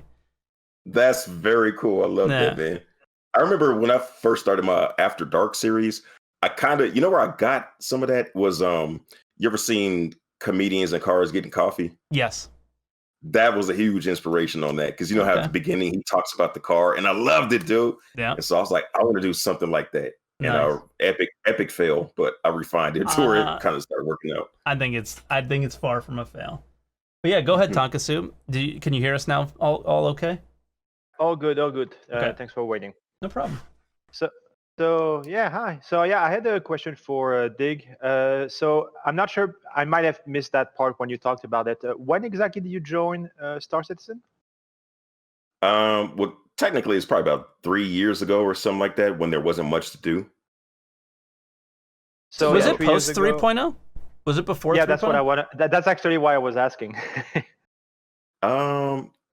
I don't know, because I think at that point the only thing you could do was do a few combat missions, and I suckered one of my Australian buddies. I suckered him into buying it. He probably still hasn't forgave me because he was like, "Dude, there's nothing to do." Oh, yeah, I think we've all know suckered some people into this game. I know the feeling. I've got like a couple of friends. I think one in particular. I think he got the Apollo, which he's still waiting for. So yeah, made some not so happy friends. Oh, I'm really waiting for the Apollo. That What's like the Cuddy Apollo Black again? is one of my favorite ships, but that's a medical ship. Man. It's Oh, like true. it's the super Cutty Red, if you will. Yeah. From RSI. Yep. Yeah. I remember now. Medical one gameplay. one of the many to do on the to-do list of CIG's concept ships. But yeah. Sure. What do you guys think about that? Does it bother you when they come out with a new ship and the one that you really want isn't done yet? Well, not me, because the one I want is probably never gonna come out. So Is it? Which one is it? The Merchant Man. Oh, it's coming. I mean, considering how popular it is, there's no fucking way. Like, they're gonna find a way to put it in. I don't know when, but yeah, it's coming. I thought you were gonna gonna talk about that for a second, because I bought the Merchant Man. I don't remember the prices anymore, but it was one price, and then so that last sale that they had, you could upgrade through different ships and buy it cheaper than what I paid for it. I was like hoping that it would like skyrocket in price. Now it's not exclusive anymore. I don't even know if I want it anymore, man. Scammed. I mean, I have it in a package, and honestly, I'm not a big fan of it. But yeah, because of the package, I have it. So why are you not a fan of it? I'm not a big fan of alien ships, to be honest. It's just I prefer human ships in general, but that's just a thing. Like, it's just aesthetics, to be honest.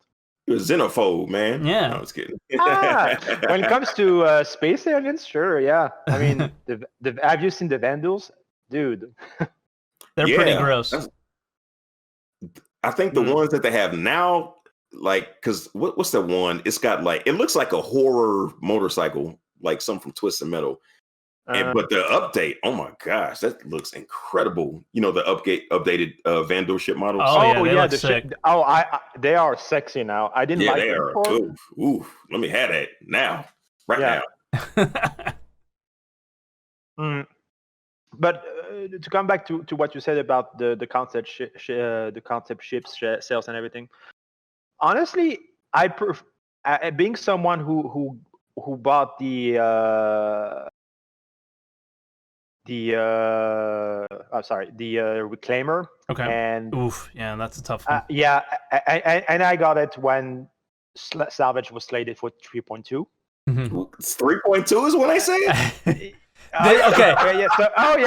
It's only 2 years late. I mean, you know, but it's like Elite Dangerous with the ice planets. Oh my goodness. Man. Oh yeah. It's late. It's really late. But after that, oopsie. I think what they're doing now, even though it sucks that there's so many ships that we want, I would rather they just put the ship when the gameplay comes with it. I mean, for example, the Starliner is also a ship that is really awaited. But what's the point of putting that ship in if the gameplay, if it's just another Reclaimer? So, yeah.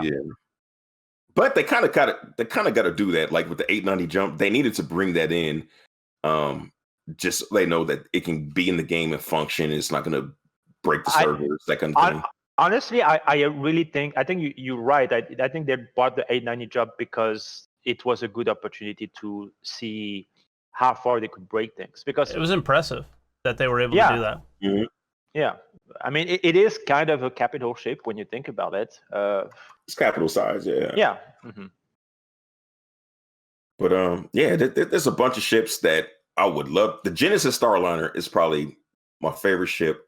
Before I started doing Star Citizen videos, I was putting like possibilities of ships that could come into Elite Dangerous, and I didn't know that it was a Star Citizen ship. That's a very elite looking ship, yeah. And I put it in there in my Elite Dangerous video because I was like, this ship looks insane, man. Wait, you made an Elite Dangerous video with the Star Citizen ship by accident? Yeah. That's great. The betrayal. How much hate did you get? None, because I don't think any of them guys knew either. Oh, nice. Yeah. Yeah, I mean, it does look kind of, it does kind of look like a ship that could be in Elite Dangerous, though. I think it's going to look, well, it's going to have the same shape, but it's not going to be the exact same thing that the concept, because when you look at the design language of the Crusader ships now, it's kind of very different from the Starliner. So I think it's probably going to be a little bit different. Not much, though. I think Star Citizen players know the term design language because of morphologists. You caught the scale. I only use it because of him. The scale of things. Yeah. He was here earlier. He might be watching. Yeah, he the whole thing for concept ships for me is, I don't know what you guys think, but I think Star Citizen's going to need another 150 200 million to ever be realized in its fullest state. So the idea of them bringing in especially straight to flyable concept ships or extremely close to straight to flyable is really important, because it goes exactly what you just said, Tonka, because the concept thing, you buy a ship off the concept, so you have all these things in your head, and you're like, oh man, this, that, I'm gonna do this, I'm gonna do that, it looks like this, it looks like that, and then something gets changed, and you're like, fuck those guys, man, that sucks. And right? So now they go straight to flyable, they remove that altogether. So that's why I think they're doing a little bit of the straight to flyable, then a concept and a straight to flyable, so they mix it in, so they're able to keep making the funding they need, and then get to their backlog also. And so it's kind of important to not just like throw a concept ship out there and sell that again. So they're able to keep doing that. And that's where it's like, it feels kind of dirty. Like, I have a lot of ships that are in concept still that I would like to come out. But at the same time, I understand why they don't do that. Like, I don't know, man. The Rock was one of the coolest things I've seen come into the game since day one. I think it's just like mining. I got totally revitalized on it, and I'm enjoying the hell out of it now. Go ahead. Sorry, go ahead. No, I was just gonna throw away comment. The Rock is a really clean looking vehicle, and I might have to melt my Pisces to get it. And I really love the Pisces, man. It's like my Deep Space Nine runabout. I love it too. Yeah, I use it for all sorts of stuff like that. Mm-hmm. No, it's. Go ahead. No, but I was just going to say it's just that.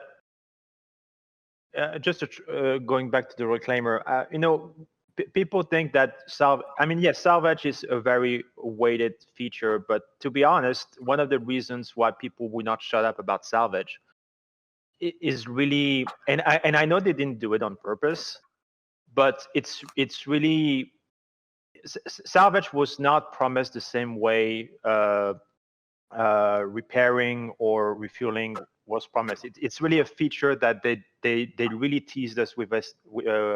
They really teased it to us for too long. So I think they definitely should never ever do that ever again with any concept or it's good to dream, but now we need some concrete stuff, and they need to focus on that. Yeah, I agree. It's just they got to get back to what you paid for too. But then at the same time, I am totally with you. Is like, let's put things out when their gameplay comes with them. Because man, when was the last time? I mean, I saw a Reclaimer in a Dig That video pretty recently. But when was the last time I flown my Reclaimer? I have no idea. I don't remember either. If you get a group of people with you, I don't know how you were using the turrets and everything. I didn't even know that. Like, I haven't been in it so long. I didn't even know there were turrets on the thing. Yeah, man, dude, that thing is a beast. You know how many people came at? Because we was griefing people. I'll admit it. I don't like to grief, but forget it. I did it anyway. We were tearing the whole server up in a Reclaimer, man. They could not take us down, man. So it just has like huge shields and a ton of health, I guess. I guess, man. That's crazy. All I know is I was killing more people than I've done my entire Star Citizen career from the Reclaimer. I mean, during the Jump Town Wars, I used it as a mobile defense Really? fortress. I just left it there, and the turrets were pretty good. And, Someone in chat said it has shield... 7 turrets. No, I don't think that's right. That seems a little bit too much. Okay. I think that it has 2 remotes. Okay. And 2 main turrets. I think it's 4 in total. I might be wrong though. Okay. I, like you, I barely use it anymore, so yeah, I don't remember, and I don't care. But yeah, it's a really good ship to group up when you got some people with you, man. Yeah, I think it might be underutilized because people don't know what to do with it. Personally, right now, since they can't salvage, it's a great troll ship, man. Oh man, I'm gonna have to try it. To me, it's the best interior, but that may be because I'm an Aliens, like the first Alien movie fan, and it's Nostromo. Yeah, but that lunchroom or mess hall. Yeah, the Carrack still got me, man. The Carrack is my favorite. I like the Carrack. Yeah, I like it. I'm not a huge fan of it, like many are. It's a good ship. I don't know. There's something missing. I don't know what it is, and I wish I did know. And for some reason, as soon as I said something bad, not bad, but not positive about it, I got John Cruz's face in my mind. You know how he doesn't smile? That dude never smiles, man. In my mind, him just like looking at me like, it's great. He's been playing, what has he been doing? He's been doing a trip around the world in Microsoft Flight Sim on his Twitch stream lately. It's really cool. Oh, he's a streamer? He just started during the pandemic a little bit. It seemed like a little bit before, and now he's like more consistent with it now. Is he doing it in one-on-one real time, or is he speeding up the time? I think he's doing it one-on-one. Oh wow! Okay. Yeah. I think he's like really doing it. Has he ever cracked a smile on his stream? Probably not. He ever cracked Probably not. I don't think his face muscles will allow him to smile. Dude. He's got that Chuck Norris. No, we ain't smiling. Just beard. It's all beard, baby. Well, all right, Tonka. We have a couple other callers. So is there anything else you want to add before we let you go? No. It was my first time. It was very nice talking with you guys. Yeah. No, I won't take any more time. Thank you for having me. Hopefully we see you soon. Good talking chopping it up with you, man. Later, buddy. Have a good morning. See ya. All right, and our next caller is Henrik. Henrik, welcome. Thank you. What's up, Henrik? Not so much. I just have a question because I heard you were talking about VR. And that is the movement in when you are down on the planets and actually also in space in Elite Dangerous and maybe also Star Citizen if they ever make some VR in there. How do you prefer to move in there? Is it the joystick or is it the teleport that the two is the two most used in VR right now? You wanna field that first, Mike? Oh, you're the VR. I've used VR once at a con. I do not have any VR, so this was definitely all you. So as far as VR, teleporting seems like just they kind of have to do that stuff. Except don't you get they're sick? Starting to move away from that. Like some people do, and there's like weird things like eat some ginger, you'll be okay. Yeah. But in Elite Dangerous, you gotta. Oh my goodness! If you play VR in the little SRV, you have to set Horizon, or you're gonna be thrown up all over your keyboard, man. Really? Yeah. But as far as what I would like for movement, I would like to have it on, and I know that's kind of dumbing it down for VR, but I would like to have it on the controller where you move just like any other game, like any FPS, have it on the controller, because teleporting is just kind of, it's a little, it's not lame, like you need it, because some games, that's all you can do. But for like the point of VR is to be realistic, right? And if you're teleporting all over the way, doesn't it take, I'm assuming it takes you out of it. The one game that I played at a con, I was teleporting, and it was weird. It did take me out of the feeling. Yeah. But also, the only thing I can do is teleporting, because if I'm using the controller, I'm getting seasick. Okay.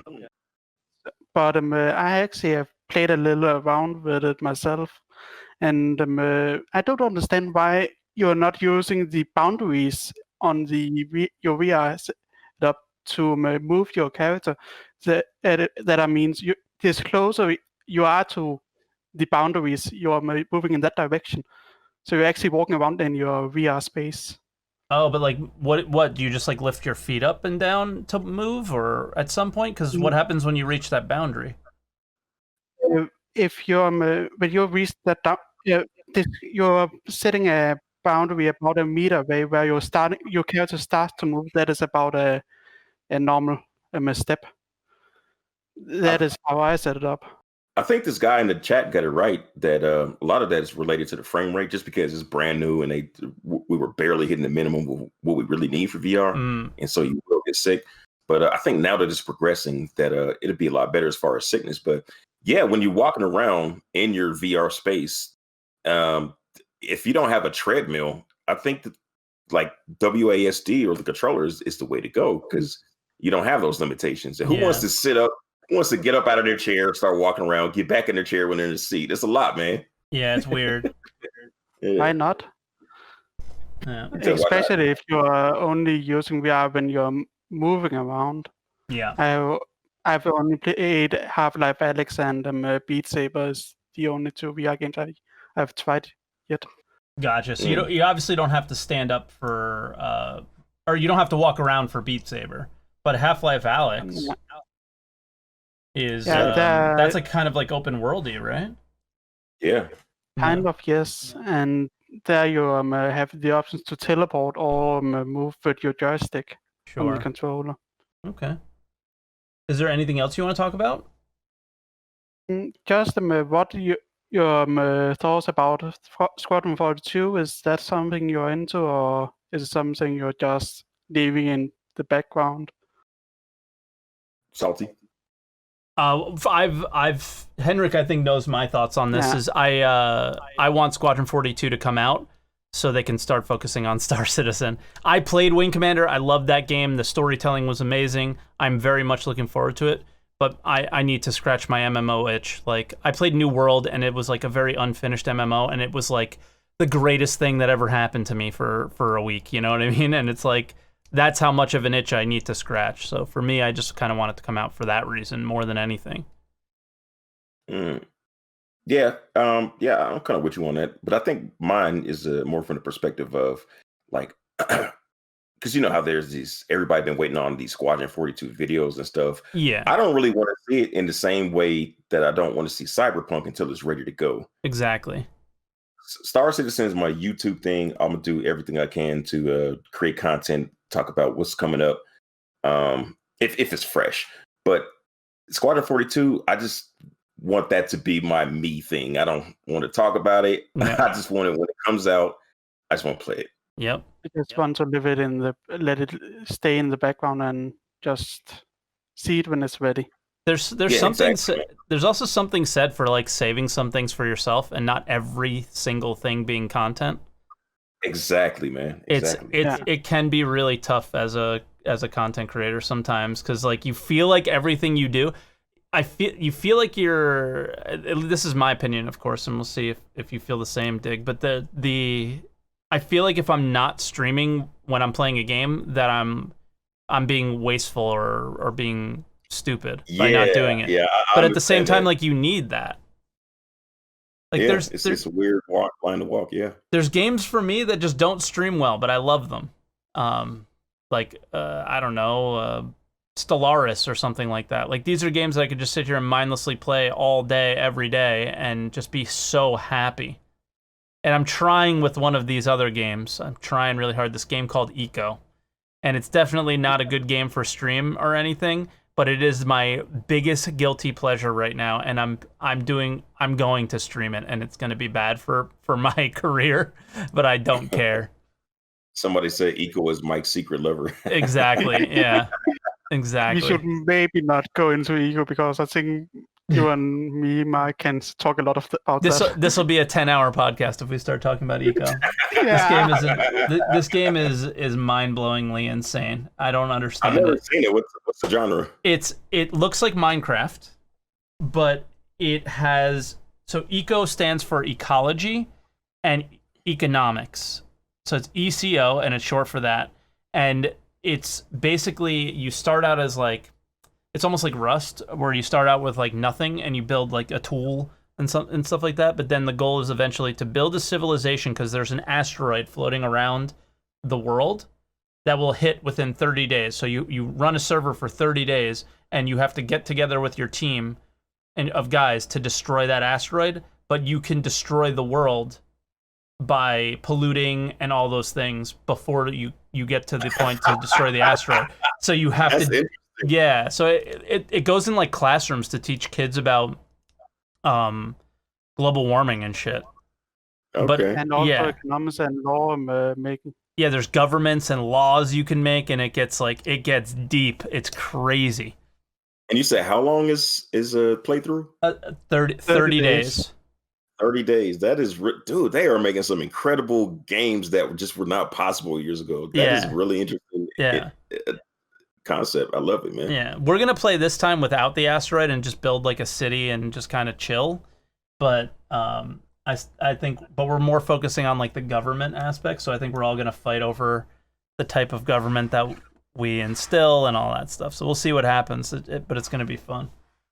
But again, if we keep going, I can talk about this for 10 hours. So, Henrik, is there anything else? And then we'll get to I don't think I have anything else. Okay, okay. Henrik, we'll talk about eco later, okay? I promise. Yeah. All right, talk to you later, man. Bye. See you later. Oops, I hung up on him a little quick. Bye, Henrik. All right, we'll bring in our last caller for the day, and then we'll call it. Dr. Introverticius. It's such, I have a hard time with his name. Welcome, Doctor. How you doing, man?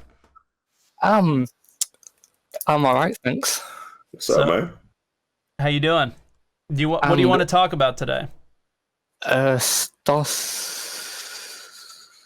It's an Huey. Oh, the combination of the two. Yeah. Okay. What do you think? I started it in a week about December. Okay. 2018, and I played that for like ages. Okay. And then I got SC in January, and I haven't touched Elite since. Interesting. Why? I think it's because Star Citizen has everything that I want and more. Already, too? Yeah, already. Okay. That's cool. You're going to be a very happy camper as they keep developing. And it's just more stuff that's, well, not more stuff, but like I feel more involved, almost. I feel more involved in the world.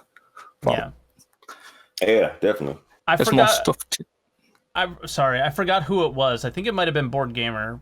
But when like he described Star Citizen versus other games, Star Citizen puts like this huge focus on everything being like tactile. Like you could touch it, you can feel it, you're engaged with it all the time. Is that what really makes the difference for you? Yeah, that's pretty much what it is.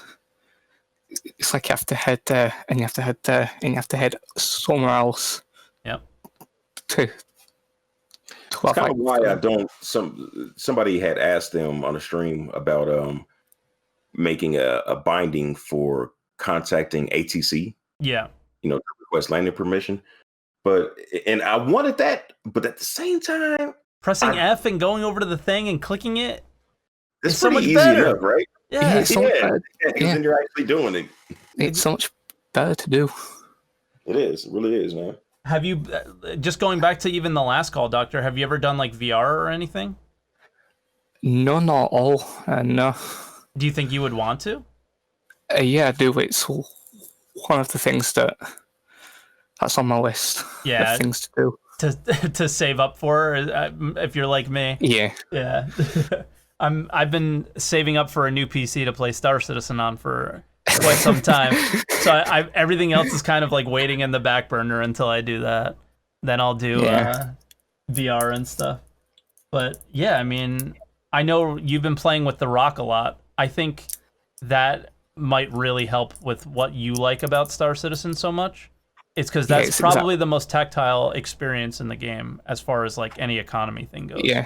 Is it really? I think so. Really, yeah.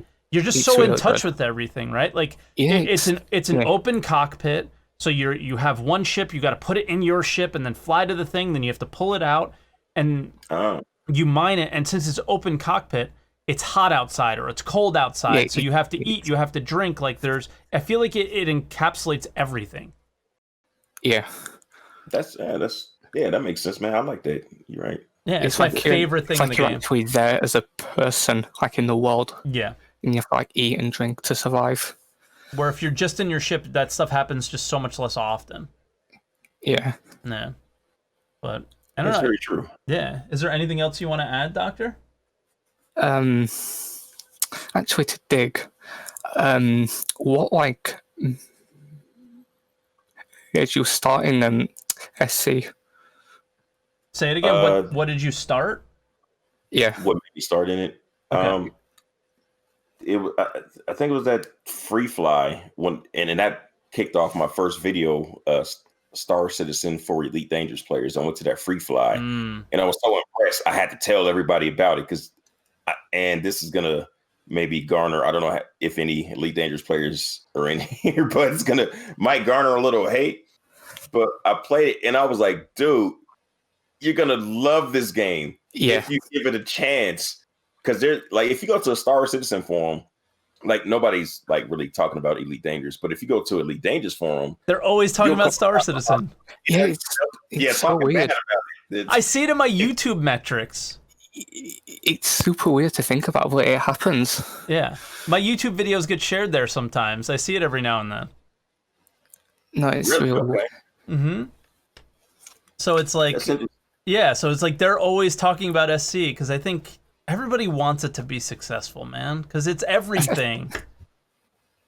Yes, somewhere deep down, everyone has that thing of, okay, this has to be awesome. This has to be a success. Yeah. Like it's like even if they hate it, they still have that like thing in them. Yeah. There's definitely a few trolls that want it to fail. That's for sure. But there's I think most people want it to be. Because if it succeeds, it achieves incredible goals, right? Like, there's very few people, like, no matter what genre of game that you like, this game could hit that. Like, at anything except for RTSs, basically. Yeah. It's like... They gotta justify their hatred, so they have to see it fail in their mind. Yeah, for sure. But no, I like SC a lot, but sometimes I will sometimes I will hate about it. Like I will shout about it sometimes. I think we all do. And that's been happening a lot. Yeah, it's frustrating. It's frustrating to see it happen. And it happens. Sure. I mean, it just comes down to like the game isn't really meant to be played yet, and you want it to be played so bad, and you have to fight it in order to enjoy it. It's a love-hate experience. If it's not a love-hate experience, I don't know what it could be for anybody. There's always got to be some frustrating parts of it. No, I don't think it's anything else. It's just, That's good. But all right, Doctor, let me let you go because I'm running. Oh, go ahead. Yeah, no. Get your last thing in. Good. No. Go ahead, because I have a few minutes. Good. All right. No, I'm good. Okay. I'm good. You can go. I'm running. Sorry, I'm running right up against it now. I looked at the time. All right, I'll see you on. All right, Doctor. Have a great one. We'll talk to you next week, I'm sure. Yeah. Bye now, buddy. Bye. Bye. Well, all right, Dig. I think we're coming towards the end. Before we let you go, where can people find you? Like, feel free to shout out the social medias and all that stuff. I'm going to put your YouTube link in the Twitch chat again. And again, for everybody, all that stuff will be in the YouTube description when this goes up on YouTube later. Yeah, I mean, you go to YouTube, Google, DigThat32, you'll find me. And, give me a holler, hop in the Discord. Okay. Is it discord.gg? Do you have one of those, or do you have like a link that you want to share in Twitch chat? Ooh, I don't know. All my links are in the videos. I never keep track of this stuff. I don't even okay, run I'll my grab them Discord. from there. I have another guy doing this, so yeah, just find jump as some events. I would love to have you in some events sometimes, Salty. Oh, I'd be happy to. I'm a rough one with times. So like how you were I had to come on a little bit later for you today. Do you mostly do stuff at night? Like later on in the night or no? I'm kind of weird. I'm all around the clock. You never know what it's going to be. But all right. Yeah, we'll figure some out where you can join in. I would love to. And I appreciate you having me here, man. This was a lot of fun, man. Yeah, I'm glad you enjoyed it. I know some people reached out to me a while ago when we were watching some of your videos occasionally on stream and said that you wanted to interact with more other creators and stuff like that. And I was like, I'm just too nervous to message him. I'm too shy to message him, not nervous necessarily, but yeah, it's I'm really happy I did, because again, I said like I was a fan first 100%, and I'm really happy to have you here and come on the show, and I hope more people get to find your stuff through here that may not have heard you before, and yeah, I would love to join in on some stuff with you, especially in SC. That'd be awesome. Right on, man. Let's make that happen. All right, let's do it. All right, well, we'll say goodbye to you guys. Thank you so much for watching, everybody. Do the YouTube stuff, like, comment, subscribe, all that stuff. Make sure you check out Dig That, and yeah, go to his channel and leave some love there too as well, all right? So, well, guys, thank you very much for watching, and we'll see you next week. Bye, everybody. See ya. Later.